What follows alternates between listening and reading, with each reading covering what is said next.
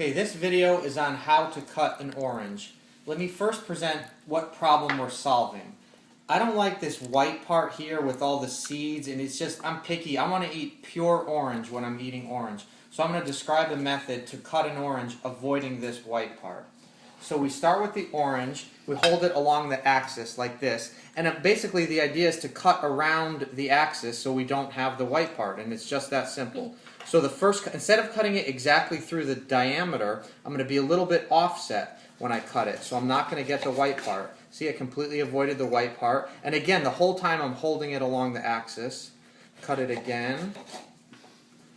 Cut it again. See, I'm cutting around the white part. And then now here is the white part. So we have all of these slices. Then I'll make an angle this way and an angle this way.